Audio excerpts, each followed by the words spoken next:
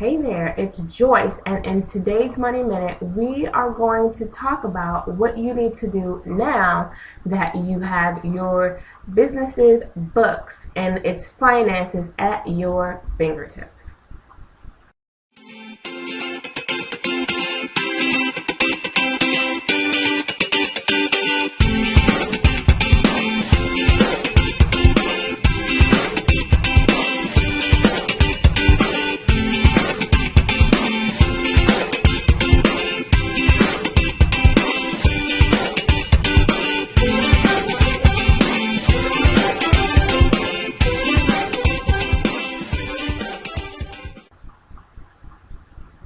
All right, so first off, we talked about whether or not you need accounting software, and that's an absolute must for most, if not all, small businesses.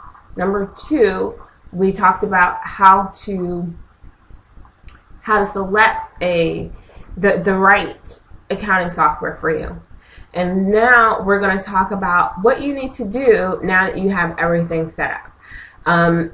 Once you have your books and your business finances set up and ready to go, I find that most small business owners don't know what to do now. That it's kind of like you're all dressed up and ready for a party, but you have nowhere to go. So you and your business finances have somewhere to go. We just need to get you going.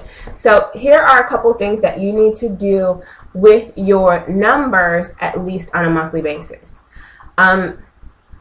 Before that, let's check out a couple of things that I think your software needs to be doing or you need to have set up on with your accounting software. The software programs or the software platforms, sorry, had a little brain freeze there. The software platforms and programs that I suggest have these minimum things, but just in case you haven't chosen one of those, these are the things that I think that you should have set up with the program. Number one, at a minimum, there should be there should be an invoicing system that syncs your payments. It syncs to your payment processor. So the reason being is that it makes it a little bit easier for you, but it also makes it super duper easy for your customer to pay you. So you should be creating your invoices here in your accounting software and not in PayPal or somewhere else. And number two, you should have your bank accounts synced to your accounting software. And by syncing, that means that it's pulling in your deposits and your payments directly from your online banking system. So now that those two things are like automatically being done for you in the background, let's take a look at the couple of things that you need to do at least on a monthly basis. Number one, you should be reconciling your accounts. And reconciliation means something a little bit different for accountants and non-accountants. So for you as a non-accountant, what I mean by that is that I want you to go in and match the transactions or assign a expense account or revenue account, whatever, to those transactions that we just talked about being pulled directly in from your online banking system. That once they're actually in your accounting software system, you want to say what type of income that is. You want to also say what type of expense the payments were, and you want to do that. If you have invoices or whatever, you want to match the deposits to whatever invoice was being paid by that particular deposit. So that's the first thing that you need to do, at least on a monthly basis. As you get busier, you'll probably want to do it on a more frequent basis, like maybe on a weekly basis or even if you get super duper busy, then you may want to have someone working on your team to at least monitor things on a daily basis. The second thing that I want you to do, at least monthly, is to check your progress. And in order to do that, you need to have a budget. And of course, I highly suggest that you have one.